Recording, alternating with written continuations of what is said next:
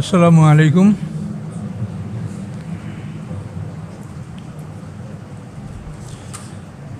সম্মানিত সুধীমণ্ডলী, আমরা এখন জিলকদ মাস পার হচ্ছি। তো জিলকদ, জিলহজ, শাওয়াল, জিলকদ, জিলহজ এই তিনটা মাস হজের মাস। তো হজ হচ্ছে ফরজ আমল এবং এটার বিধানগুলি একটু জটিল। আর জটিল হওয়ার কারণ হলো যে এই বিধানটা বছরে একবার পালন করা হয়। আমরা নামাজ দৈনিক 5 বার পড়ার কারণে নামাজের বিধানগুলি আমাদের কাছে সহজ মনে হয়, কিন্তু হজ বছরে একবার পালন করা হয় এবং সবাই পালন করে না।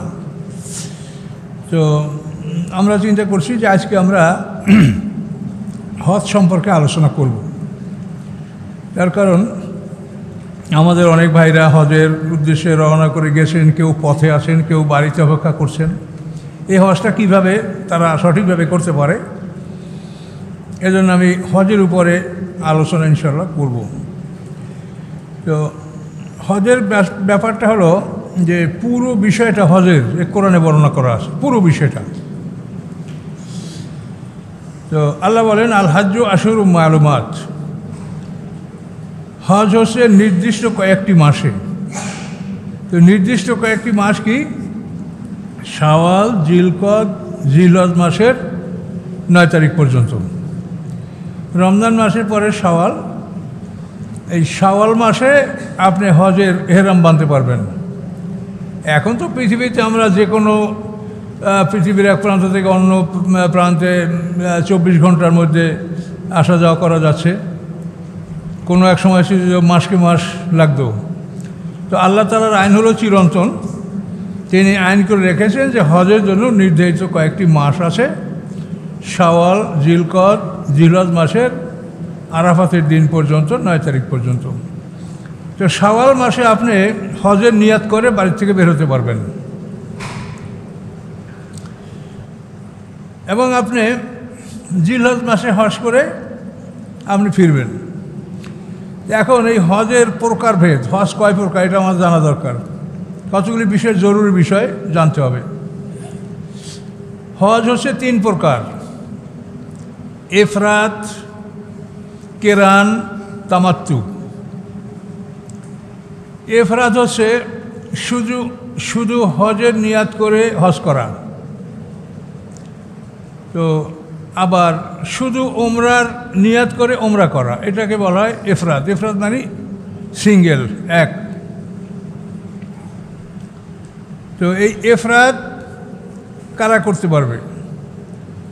তো আমরা এতটুকু বলতাম যে ইফরাত মানে, যেমন আমরা এই নামাজ পড়ি, ফরজের জন্য ফরজ নামাজের নিয়াত করছি, আবার সুন্নাত পড়ার জন্য সুন্নাত নামাজের নিয়াত করব। তো হজেরও ওই রকম, যদি শুধু ফরজ হজের নিয়াত করি আমরা আর ওমরার নিয়াত না করি, তাহলে এটা ইফরাত। তো ফরজ হজের পরে যদি আমরা আগে বা পরে আমরা শুধু ওমরা করার নিয়াত করি, তো এটাও ইফরাত, মানে এটার সাথে আর একটা যোগ নাই, এটা হলো ইফরাত। আর কেরান, তামাত্তু হলো, কেরান হলো মিলিত, আর তামাত্তু হলো সুযোগ বা কিছুটা উপভোগ করা। তো কেরান আর তামাত্তু দুইটা একই ধরনের হজ। এটা হলো যে আমরা যারা হজ করব, এই হজ করার জন্য যে কতগুলি বিধান। প্রথম হলো যে মিকাতে এহরাম বাঁধতে হবে, মিকাত। এখন মিকাত কাকে বলে? মিকাত হলো যেখানে উপস্থিত হলেই আপনাকে হজের এহরাম বাঁধতে হবে, এই জায়গাটার নাম হলো মিকাত। তো এই জায়গাটা আমরা যারা এই দক্ষিণ পূর্ব অঞ্চলে, ইয়ামানে যারা, এদের মিকাত হচ্ছে ইয়ালামলাম। এটা মক্কা থেকে অনুমান 90 কিলোমিটার দূরে হবে। আচ্ছা, নজদবাসী, এদের মিকাত হচ্ছে কারণ। মদিনাবাসী, এদের মিকাত হচ্ছে জুলহুলাইফা। ইরাকবাসীদের মিকাত হচ্ছে জাতে ইরাক। শাম বা সিরিয়ারবাসীদের মিকাত হচ্ছে জহফা। এই সীমানা যেগুলি বলা হলো, এই সীমানায় যখন এই সমস্ত অঞ্চলের লোক আসবে, তখন তাদের জন্য হজের এহরাম বাঁধা বা নিয়াত করা এটা ফরজ। তো এখন এই মিকাতের বাইরে যারা, তাদেরকে বলে আফাকি। আর মিকাত এবং হরম এর মধ্যে যারা, এদেরকে বলা হয় হেল। আর হেরেমের মধ্যে যারা, তারা বলে হেরেমের অধিবাসী।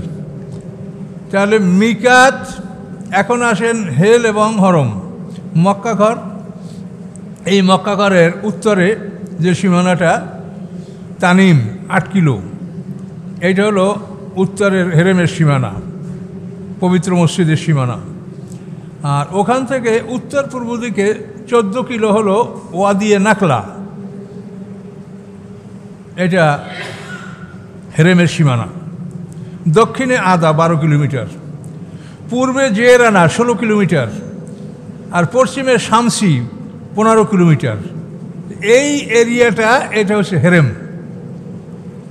এখন হেরেম এবং আপনি যেটা আমরা আফাকি, মিকাতের বাইরে, ওই মিকাত থেকে হেরেম পর্যন্ত মধ্যে জায়গাটা, এটা হলো হেল।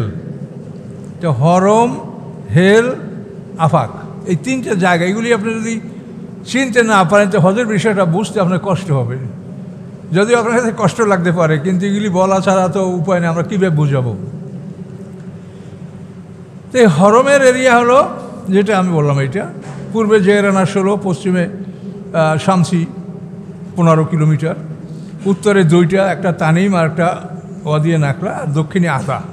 এটা হলো হেরেম। এই অঞ্চলে কোনো যুদ্ধ বিগ্রহ, কোনো এমনকি শত্রুকে আক্রমণ করা বা কোনো প্রাণী হত্যা করা, বিভিন্ন এগুলা কিছু করা যাবে না, অনেক রকমের আইন আছে। এখানে যে ঢুকবে, অমন দাখালাও কানা আমেনা, এই সীমানার মধ্যে কেউ ঢুকলে সে নিরাপত্তা পাবে, এটা কোরআনে বলা আছে, নিরাপত্তা এরিয়া। এখন এই হেরেম থেকে মিকাত পর্যন্ত মাঝখানের জায়গাটা, এটা হলো হেল। এখন এই হেরেমে যারা বসবাস করে, হেলে যারা বসবাস করে, তারা এফরাদ হজ করবে, তারা কেরান বা তামাত্তু হজ করতে পারবে না। কি বুঝতে পারলেন বিষয়টা? হেরেমের মধ্যে এবং হেরেম থেকে হেল এর মধ্যে যারা বসবাস করে, তারা এফরাদ হজ করবে। যারা যদি হজ করতে শুধু হজের নিয়ত করবে, আর যদি উমরা করতে চায় শুধু উমরার নিয়ত করবে। আর আমরা যারা মিকাতের বাইরে অবস্থান করছি, তাদের জন্য এটা আল্লাহ তাআলা আমাদের জন্য একটা রক্ষত দিয়েছেন যে আমরা হজের জন্য এহরাম বেঁধে যদি মক্কা আসি, আবার উমরা নফল, এই নফল করার জন্য আবার আমরা 90 কিলোমিটার দূরে যাই, সেখান থেকে এহরাম বেঁধে আসবো, এটা কতবার কষ্টকর। এই জন্য আল্লাহ বলছে যে তোমরা দুটো একসঙ্গে, উমরা এবং হজ, এই দুটার একসঙ্গে তোমরা নিয়ত করো। কিন্তু এজন্য তোমাদের একটা ক্ষতিপূরণ দিতে হবে, সেটা হলো এই জন্য তোমাদেরকে একটা এক্সট্রা কোরবানি দিতে হবে। যে কোরবানিটা হাজী সাহেবরা আমরা দম দেন, দমে শুকুর, এইটা হলো এই সুযোগ গ্রহণ করার জন্য যে আপনি ফরজ এবং নফল দুইটার একসঙ্গে নিয়ত করছেন, এই সুযোগ গ্রহণ করার জন্য আপনাকে একটা দম দিতে হবে। এই কোরবানিটা, এটা আপনার বাড়ির কোরবানি না, এটা হলো হজের কোরবানি। হজের জন্য আপনি সুযোগ গ্রহণ করছেন এই জন্য। আর বাড়ির যে কোরবানি আপনি যদি কোরবানির আপনার যদি কোরবানি ওয়াজিব হয়, তাহলে এটা মুসাফিরের উপরে কোরবানি ওয়াজিব হয় না। এখানে আপনার একটা সুযোগ আছে, যেহেতু আপনি হজে গেছেন, আপনি তো মুসাফির, কাজে আপনার উপরে কোরবানি ওয়াজিব না। যদি আপনি দেন তো সব পাবেন, কাউকে বলে দেবেন যে আমার পক্ষে কোরবানি করো। কিন্তু অনেকেই প্রশ্ন করেন যে আমরা হজের সময় কোরবানি করি, এরপর কি আমাদের আলাদা কোরবানি করা লাগবে? কিন্তু হজের কোরবানিটা কি সেটা আপনি বুঝে নেন, ওটা হজেরই কোরবানি, ওটা আপনার আলাদা। যে আপনার যে কোরবানি ওয়াজিব হয় বাড়ি থাকলে যে কোরবানি করতেন, এটা সেই কোরবানি নয়। তাহলে এখন কেরান এবং তামাত্তু, এই দুইটা শব্দ, এটার মধ্যে একটু ব্যবধান আছে।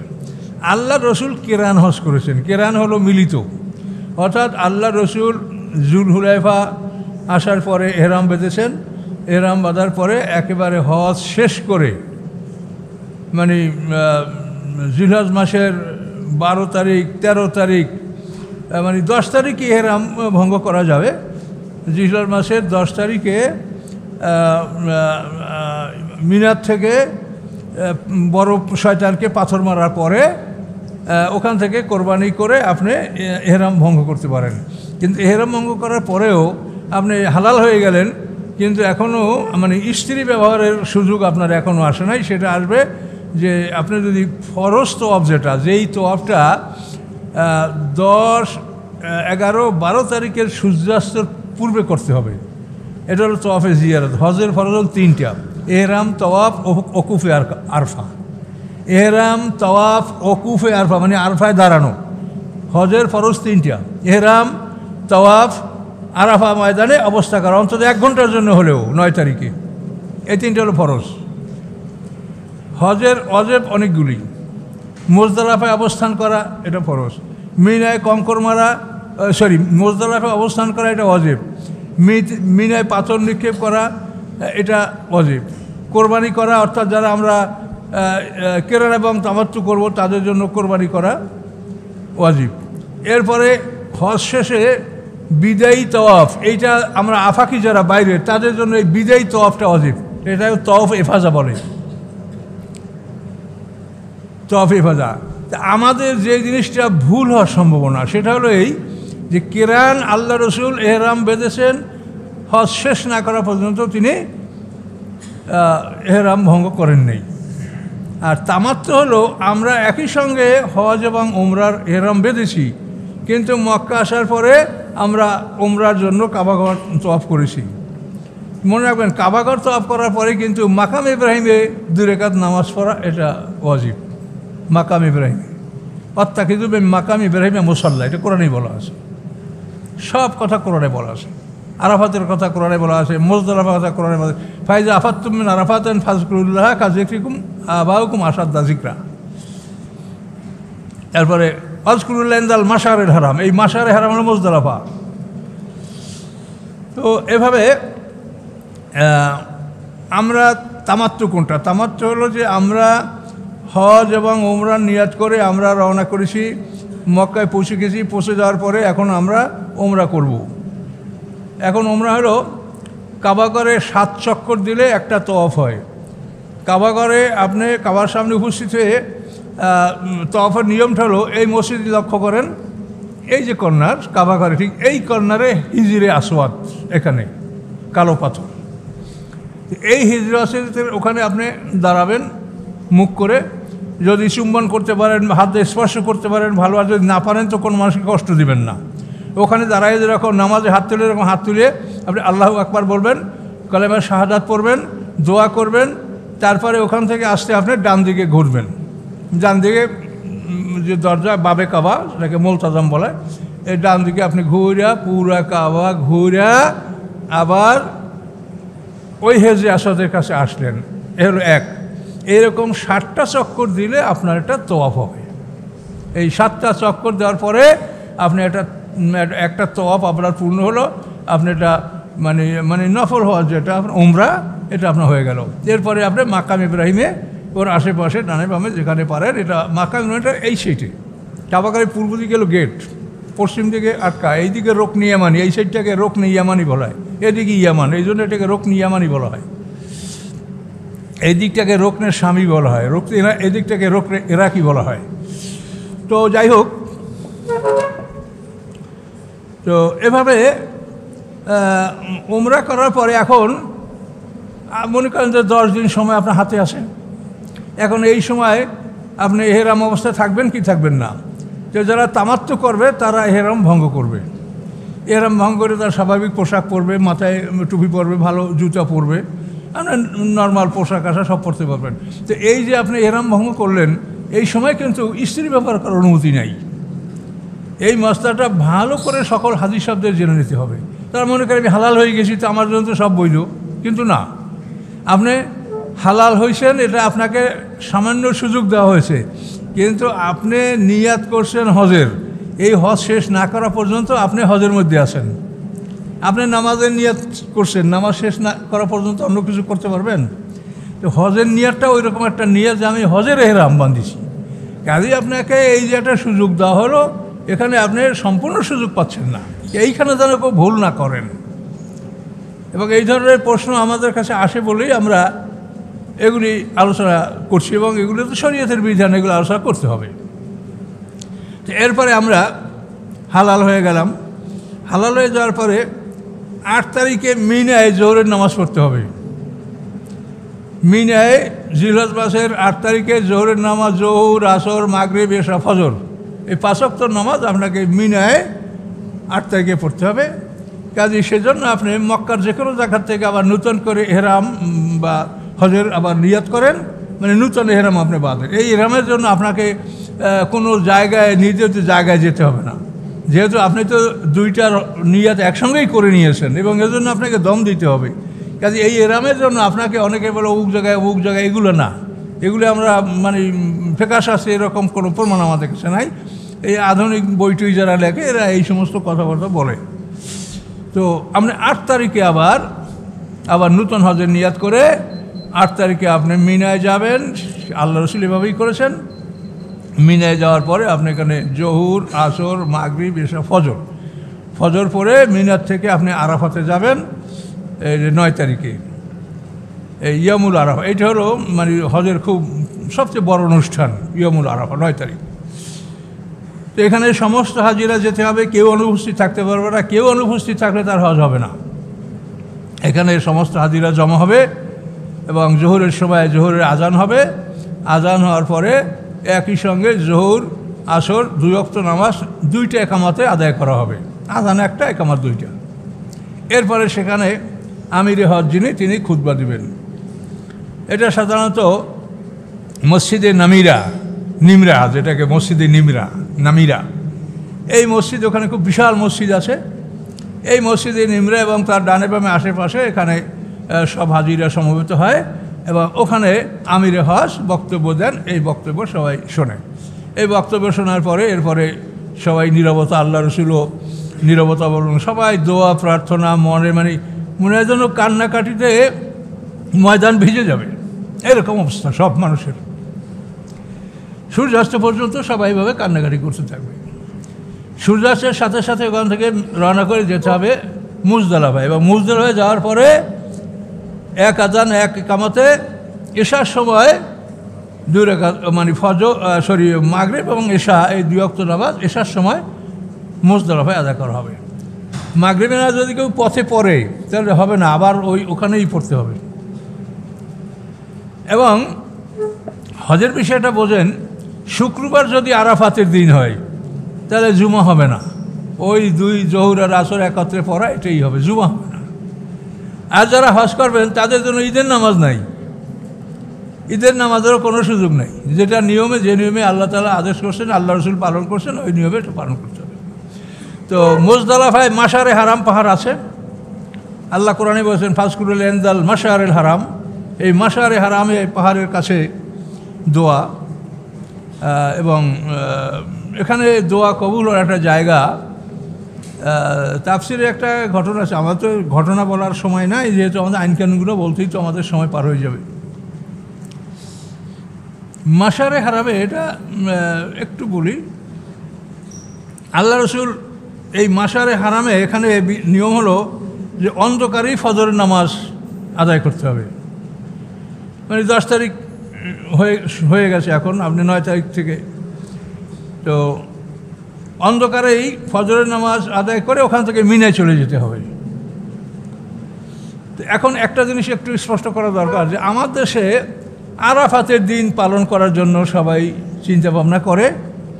আরাফাতের দিন, তো আরাফাত পৃথিবীতে একটাই মাঠ, এছাড়া পৃথিবীতে আর আরাফাত নাই। কাজে ওইখানে যেদিন হজ অনুষ্ঠিত হয় ওইটাই ইয়ামুল আরাফা বা আরাফার দিন।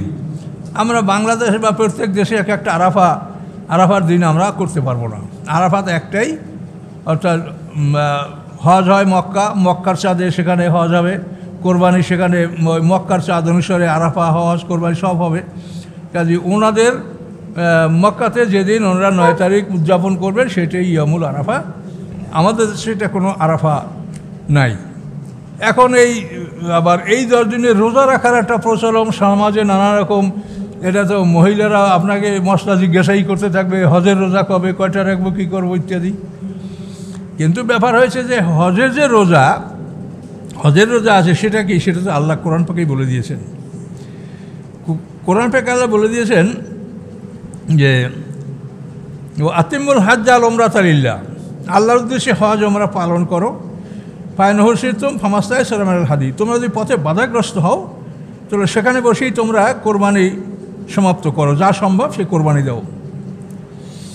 আচ্ছা, এ হলো এক কথা। আর অন্য আবার সামনে আসে আল্লাহ বলেন ফায়েজা আমেনতুম, যখন তোমরা নিরাপদ হও, শত্রুর থেকে যদি বাধাগ্রস্ত না হও, নিরাপদ হও। হুদায়বিয়া সন্ধিতে আল্লাহ শত্রুর দ্বারা বাধাগ্রস্ত হয়েছিলেন, মক্কা দিয়ে যেতে পারেন। এরকম বাধাগ্রস্ত হলে তুমি সেখানে থেমে যাও, তোমার কোরবানির পশু তুমি যদি ইচ্ছা করো তো ছেড়ে দাও, ও হাঁটতে হাঁটতে মিনায় যাবে। আর যদি ইচ্ছা করো যে তুমি তোমার পশু তোমার কাছে রেখে তুমি কোরবানি করতে পারো, তুমি এতটুকু হিসাব করবে হাত্তা ইয়াবলুগাল হাদিও মাহাল্লা, যে তুমি এতটুকু সময় অপেক্ষা করে যে কোরবানির পশুগুলি সেখানে যেয়ে এত সময়ের মধ্যে পুষতে পারে কিনা। তো এরকম যারা ছেড়ে দিছে তাদের কোরবানি পশু মিনায় যাবে, আর যদি নিজের কাছে রাখে তাই এই সময় অনুমান করে সেখানে তারা কোরবানি করবে এবং এহরাম ভঙ্গ করবে। এটা হলো যদি আবদ্ধ হয়। তো এখন তো এরকম আবদ্ধ হওয়া বা বাধাগ্রস্ত হওয়ার কোনো সম্ভাবনা নাই। তো আল্লাহ বলছেন যখন তোমরা উমরার সাথে হজ করবে তখন তোমরা কি করবে, ফামাস্তায় সারামেলাল হাদি, তোমাদের পক্ষে যেটা সহজ হয় সহজলভ্য কোরবানি তোমরা দিবে। এখন ফামান লামিয়াজেদ, যদি কোরবানি দেওয়ার মতো ক্ষমতা না থাকে, যে কোরবানি সংগ্রহ করতে না পারে, পাসিয়ামু সালাসাতে আইয়ামেন, সে 3 দিন রোজা রাখবে ফিল হাজ্জে, হজের মৌসুমে, হজের মধ্যে, অর্থাৎ এই আরাফাতের দিনের পূর্ব মুহূর্ত পর্যন্ত এর মধ্যে 3টা রোজা রাখবে। বা সাবাতে রেজা রাজাতুম, এবং 7টা তোমরা ফেরার পথে, হজ থেকে ফেরার পথে 7টা। তো 3টা রোজা হজের মধ্যে আর 7টা হলো ফেরার পথে, এই 10টা রোজা। তেলকা আশারাতুন কামেলাতুন, আল্লাহ বলেন এই হলো 10টা রোজা। তো ওই কোরবানি যারা দিতে পারবে, আর দমে শুকুর, এই কোরবানিটা যে সংগ্রহ করতে পারে না, অর্থের অভাব বা যে কোনোভাবে পশু পাওয়া যাচ্ছে না, তাহলে তার জন্য হলো এই 10টা রোজা যেটা কোরআনে বলা হয়েছে। এটা আমাদের জন্য বা আমরা এখন এই দেশে আসি, এ দেশের কারোর জন্য বলা হয় না যে হজে তুমি রোজা রাখো, কিন্তু অনেকেই দেখেন এই হজের রোজা এভাবে রাখলে আপত্তি নেই, রাখলে সব হবে নফল রোজা। যেহেতু আপনি 5 দিন রোজা রাখা হারাম, জিলহজ মাসের 10, 11, 12, 13 এই 4 দিন, আর শাওয়াল মাসের 1ম তারিখ ঈদুল ফিতর, এই 5 দিন। এই 5 দিন ছাড়া যে কোনো সময় রোজা রাখলে আপনি নফল রোজার সব পাবেন। কাজেই কেউ রোজা যদি রাখেন তা সেটা আপনি রাখতেই পারেন, এটা আপত্তি নাই। কিন্তু এটাকে আপনি যেন মনে করেন না যে এটা আমাদের জন্য এটা রাখা কর্তব্য, বা এটা না রাখলে সমস্যা, এরকম যেন একটা জটিলতা বা এটা নিয়ে বাড়াবাড়ি না হয়। শরিয়াতের বিধানটা যেন স্বাভাবিক অবস্থা আমরা মানুষকে জানি, এটা আমার কথা। আরাফাত থেকে আমরা আসলাম মাশআরে হারাম। আরাফাত ময়দানে অবস্থান করার পরে, এই ফরজ পালন করার পরে আমরা মাশআরে হারামে আসলাম। এসে ওখানে রাত যাপন আল্লাহ রসুল করলেন। তো ওখানে সাহাবায়ে কেরাম শেষ রাতের এক পর্যায়ে দেখেন কি আল্লাহ রসুল মিসকি হাসেন। তখন সাহাবায়ে কেরামরা আরজ করলেন, ইয়া রাসূলুল্লাহ, আপনি হাসেন কেন? আপনি তো খুব কাঁদতেই ছিলেন আরাফাতে, আপনি খুবই কান্নাকাটি করছিলেন। তখন আল্লাহ রসুল বলেন যে আমি এমন একটা দৃশ্য দেখেছি, আমি বলছি যে আমি এই যে দেনা পাওনা, ঋণ, এই ঋণের অপরাধ আল্লাহ ক্ষমা করবেন না, এরকম কিন্তু একটা কথা বলা আছে যে আল্লাহ অন্য সব গুনাহ মাফ করতে পারে কিন্তু ঋণ ক্ষমা করবেন না। কিন্তু এই ঋণের ব্যাপারেও এইখানে তাফসীরে যা বলা আছে সেটা আল্লাহ রসুল আল্লাহকে বলছেন যে আল্লাহ, এমন মানুষ আছে যে ঋণগ্রস্ত কিন্তু সে কোনোভাবে ঋণ পরিশোধ করতে পারে না, এই লোকটাকে আপনি ঋণের কারণে আপনি সাজা না দিয়া ওর কাছে যে পাবে পাওনাদারকে আপনি খুশি করে দেন আর এই লোকটাকে মাফ করে দেন। এই দোয়া আল্লাহ রসুল করলেন। যে লোকটা তো পারছে না কোনোভাবে, এরকম কিন্তু আমাদের কাছে অনেক লোকের ফরিয়াদ আসে যে এমনভাবে ঋণগ্রস্ত হয়ে পড়েছি যে কোনোভাবেই এটা আমার পক্ষে কোনোভাবে সম্ভব না। যার পক্ষে সম্ভব সে অবশ্যই এটা শুধু আপনি ঋণ পরিশোধ করবেন, কিন্তু আল্লাহ তাআলা সব দেখেন, বিচারক তিনি। মানুষকে ফাঁকি দেওয়া যায়, আল্লাহকে ফাঁকি দেওয়া যাবে না। এখন যদি এইরকম কেউ হয়েই যায় যে সে কোনোভাবেই তার ঋণটা পরিশোধ করতে পারছে না, আল্লাহ রসুল বলছেন যে আল্লাহ, আপনি যে পাবে পাওনাদার তাকে আপনার পক্ষ থেকে নেয়ামত দান করে খুশি করে দেন, আর ঋণগ্রস্ত ব্যক্তিকে আপনি মাফ করে দেন। তো এই দোয়াটা আরাফাতে কবুল হয় নাই, তো আল্লাহ রসুল বলে এই দোয়াটা আমার মুজদালিফায় কবুল হয়েছে। তো এই দোয়াটা কবুল হওয়ার পরে শয়তান শরীরে মাটি মাখছে আর গড়াগড়ি করছে আর কাঁদছে। তা আল্লাহ রসুল বলে এই দৃশ্য দেখে আমি হাসলাম। শয়তান কাঁদে আর বলে যে আল্লাহ, আপনি এভাবেই যদি সবাইকে মাফ করে তা আমি জাহান্নাম কী করে ভরবো? আপনি তো এভাবেই সবাইকে মাফ করে দিচ্ছেন। তা আল্লাহ রাসূল বলে যে এই দৃশ্যটা দেখে আমার হাসি পাচ্ছে যে শয়তান কাঁদছে। তো আল্লাহ ভালো জানেন। তো এখান থেকে আল্লাহ রাসূল মুজদালাফা থেকে এই মুজদালাফা রাত যাপন করার সময় ওইখানে আপনারা পাথর সংগ্রহ করবেন। পাথরটা আপনারা পাবেন ছোট ছোট কঙ্কর, বড় না, ছোট্ট, যেটা 2 আঙ্গুল দ্বারা নিক্ষেপ করা যায়। এটা একেবারে মশলায় বলাই আছে, 2টা আঙ্গুল দ্বারা যে পাথর নিক্ষেপ করা যায় অতটুকু পরিমাণ পাথর আপনি নিক্ষেপ করবেন। আমি যদি বড় পাথর নিক্ষেপ করতে মানুষ মার্ডার হয়ে যাবে, কার মাথায় কি লাগবে। কাজে এটা বলা আছে শরীয়তে, 2 আঙ্গুল দ্বারা যে যতটুকু ধরা যায় অতটুকু পরিমাণের পাথর আপনি ওখান থেকে সংগ্রহ করে মিনায় যাবেন। মিনায় যাওয়ার পরে আপনার প্রথমে আপনাকে জুমরাতুল আকাবা, বড় শয়তান, ওখানে আপনি 7টা পাথর মারবেন। তো এই পাথর মারার সময় আপনি তালবি বন্ধ করবেন, বলবেন আল্লাহু আকবার, আল্লাহু আকবার বলে পাথর মারবেন। আর এর আগে আপনি তালবি পড়তে হবে। তালবি হলো এরাম থেকে শুরু করে লব্বাইকা আল্লাহুম্মা লব্বাইকা, লব্বাইকা লা শারীকা লব্বাইকা ইন্নাল হামদা ওয়ান নি'মাতা ওয়াল মুলকা লাকা লা শারীকা লাক। এই তালবি আপনি পড়তে থাকবেন, কিন্তু পাথর মারার সময় আপনি তালবি বন্ধ করে আল্লাহু আকবার বলে আপনি পাথর মারবেন। আর আরাফাতে, মুজদালাফায় 2টা জিনিস লক্ষ্য রাখতে হবে। আরাফাতে একটা জায়গা আছে, এটাকে হলো ওরনা। এই ওরনা জায়গায় আপনি অবতরণ করবেন না। এখানে গেলে আরাফাতে অবস্থান করা যে ফরজ, এটা আদায় হবে না। আর মুজদালাফায় আছে একটা অঞ্চল, সেটার নাম হলো ওয়াদি মুহাসসার।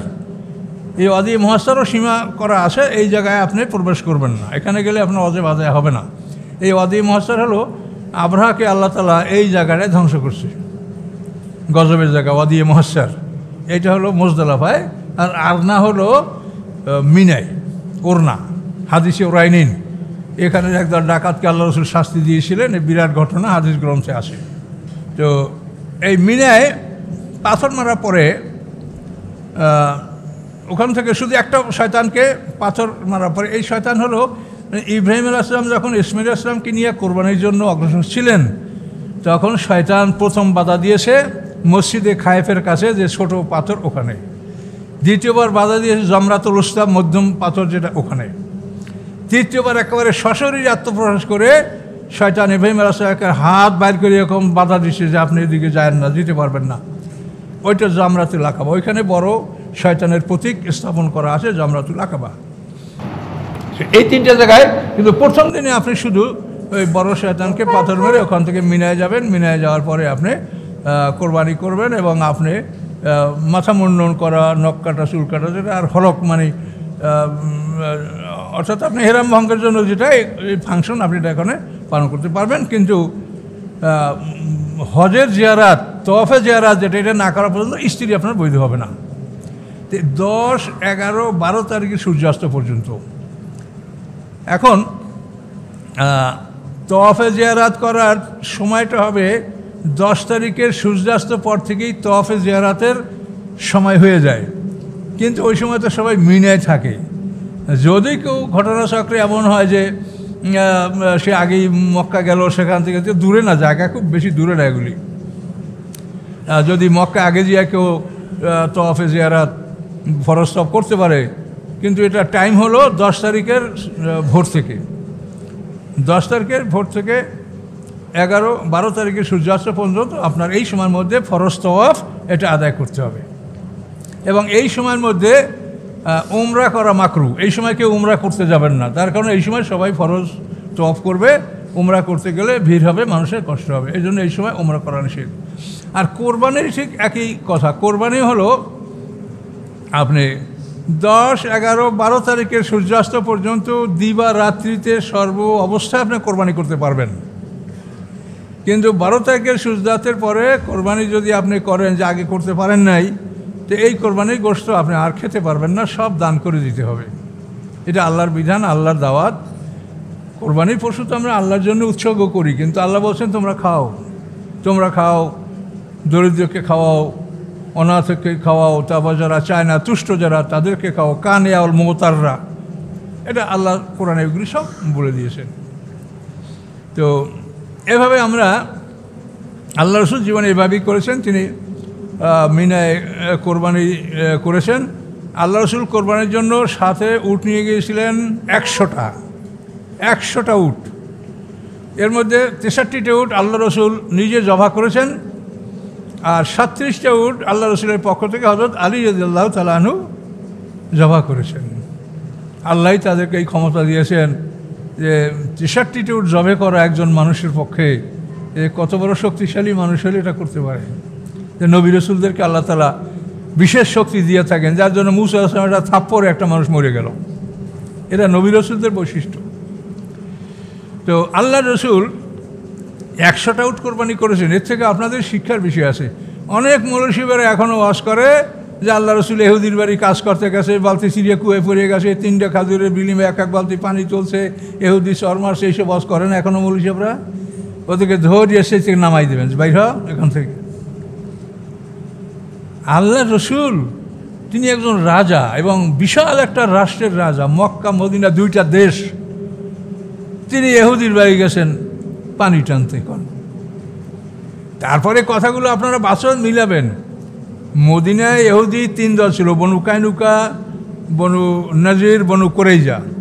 বনু কায়নুকা বদরের যুদ্ধের পরই বহিষ্কার হয়েছে, বনু নজির ওহুদের যুদ্ধের পরে বহিষ্কার হয়েছে, বনু কুরাইজা খন্দকের যুদ্ধের পরে বহিষ্কার। কোনো ইহুদি মদিনা শহরে বসবাস করে নেই। তাহলে আল্লাহ রসুল ইহুদি পাইল কই? আর আল্লাহ রসুল এত সম্পদের মালিক, এই যে ইহুদির দুর্গগুলি, এই দুর্গগুলি তো মানে কোটি কোটি টাকার সম্পদ ইহুদিদের, বিশাল এরিয়া দুর্গ, তার মধ্যে খেজুরের বাগান। এই সম্পদগুলি তো 5 ভাগের 1 ভাগ আল্লাহ রসুল একা পেয়েছেন, কাজে আল্লাহ রসুল ফকির। তারপর খায়বারের যুদ্ধে ফাদাক, তাইমা, ওয়াদিউল কোরা, বিশাল বিশাল অঞ্চল যেগুলো বিনা যুদ্ধে জয়লাভ করেছে মুসলমানরা, সেগুলি তো সবই আল্লাহ রসুলকে আল্লাহ দিয়েছেন, যেটা তোমরা ভাগ করতে পারো না, রাসূলের দায়িত্বে থাকবে। তিনের দ্বারা তারা নিজের জন্য, আত্মীয়ের জন্য, এতিমের জন্য, মিসকিনের জন্য ব্যয় করবেন। তা আল্লাহ রসুল তো বিশাল সম্পত্তির মালিক ছিলেন, কিন্তু তার ব্যাপারে এই সমস্ত কথা 50 কেজি না 75 কেজি গমের বিনিময়ে আল্লাহ রসুল তার একটা বর্ম ইহুদির কাছে বন্ধক রেখেছিলেন। এই রাহিকুল মকতুমে এই লেখাটা পাওয়ার পরে আমি সিরাত লিখেছি। আমার ইচ্ছা ছিল না যে আমি সিরাত গ্রন্থ লিখি। আমাকে যারা জিজ্ঞাসা করছে কী পড়বো, তা আমি বলছি রাহিকুল মাকতুম পড়েন। কিন্তু এর মধ্যে এই কতগুলো বিষয় এমন জটিল, যার জন্য আমি সংক্ষিপ্তকারে সিরাত গ্রন্থটাও আমি লিখেছি। আমি চাই না যে মানুষের উপরে একটা চাপ সৃষ্টি হোক, কেন কতটা লেখা মানুষ পড়বে। এই জন্য আমি যে লেখাগুলো লিখেছি, এটা আপনারা যারা অনুসন্ধানকারী তারা পড়লেই বুঝতে পারবেন যে আমি এটা কেন লিখেছি। তো আল্লাহ আপনাদেরকে তৌফিক দিক, আপনারা এগুলো সবাই পড়াশোনা করার নিয়াত করেন এবং চেষ্টা করেন। কয় মিনিট আছে? 3 মিনিট। তাহলে এখন তো আল্লাহ রসুল পর কী করলেন? তোয়াফে জিয়ারাত যেটা ফরজ, এটা করে তিনি আবার মিনায় চলে আসলেন। মিনায় চলে এসে 11, 12, 13 তারিখ পর্যন্ত তিনি আল্লাহ রসুল মিনায়ই থাকলেন এবং 3 দিন তিনি পাথর মারলেন। তো 11 তারিখ পাথর মারাটা আবার বিপরীত দিক থেকে, অর্থাৎ মসজিদে খায়েফ থেকে, অর্থাৎ ওই ছোটো শয়তান, মাঝারি শয়তান, শেষে বড় শয়তান। তার কারণ এই পথটাই ঠিক ওই রকম। এই ছোটো শয়তানের পথ হলো মক্কা থেকে নিকটতম অঞ্চলে। তো এইভাবে দ্বিতীয় দিন, তৃতীয় দিন, তো 13 তারিখ, 10, 11, 12 এই 3 দিন তো আপনার পাথর মারা। এখন এই 3 দিন পাথর মেরে মিনার থেকে যদি আপনি মানে 13 তারিখের ফজরের নামাজের আগে যদি বের হয়ে পড়েন, তাহলে আপনি খালাস, আর পাথর মারতে হবে না। আর 13 তারিখ ফজরের নামাজ যদি মিনায় পড়েন, তো 13 তারিখও আপনি পাথর মারবেন। তা আল্লাহ রসুল 13 তারিখও পাথর মেরেছেন। 13 তারিখ পাথর মেরে আল্লাহ রসুল সেখান থেকে বের হয়েছেন। মিনার থেকে বের হয়ে তিনি মক্কা প্রবেশ করার আগে একটা জায়গায় অবস্থান করেছিলেন। সেইটার জায়গার নাম হলো ওয়াদিয়ে মুহাসসাব। এই ওয়াদিয়ে মুহাসসাবে আল্লাহ রসুল জহুর, আসর, মাগরিব, এশার নামাজ এ পর্যন্ত 4 ওয়াক্ত নামাজ আদায় করেন। এই ওয়াদিয়ে মুহাসসাবটা, এটা হলো জান্নাতুল মুআল্লা যে কবরস্থান, যেটা আপনারা সবাই চিনবেন। ওইখানে পাশাপাশি জায়গার নাম হলো আফতাহ। এই আফতাহ, জান্নাতুল মুআল্লা, এইখানেই ওয়াদিয়ে মুহাসসাব। এইখানে আল্লাহ রসুল 4 ওয়াক্ত নামাজ পড়েছেন। এশার নামাজ পড়ার পর আল্লাহ রসুল ঘুমিয়েছেন। সুন্দর মতো ঘুম দেওয়ার পরে উঠে তারপর তিনি ওখান থেকে আবার মক্কায় প্রবেশ করেছেন। মক্কায় গিয়ে তারপর আল্লাহ রসুল বিদায়ী তওয়াফ, এই বিদায়ী তওয়াফ আল্লাহ রসুল করেছেন। সেই বিদায়ী তওয়াফটা খুবই মর্মান্তিক, যে এই বিদায়ী তওয়াফ করার পরে তারপরে মাকাম ইব্রাহিমের কাছে নামাজ পড়তে হবে।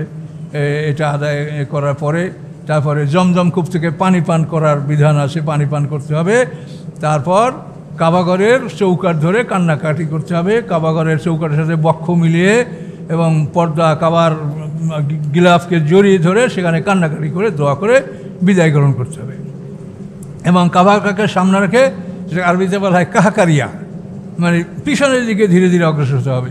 পিছনের দিকে অগ্রসর হয়ে ও সামনে কাবার গেট আছে, দরজা, ওখানে গিয়া সাফা মারওয়ার দরজা, এখানে গিয়া ওই পথ থেকে বের হতে হবে। তো এভাবেই আল্লাহ রসুল তার জীবনে তিনি হজ পালন করেছেন। তো আপনারা যারা হজের নিয়ত করেছেন তারা যাতে এগুলো ভুল ভ্রান্তি না করেন সেই বিষয়টা আপনারা সবাই লক্ষ্য রাখবেন ইনশাল্লাহ। আর এখন কাবলা জুমা যারা পড়েন নাই তারা 4 রাকাত কাবলা জুমা পড়েন।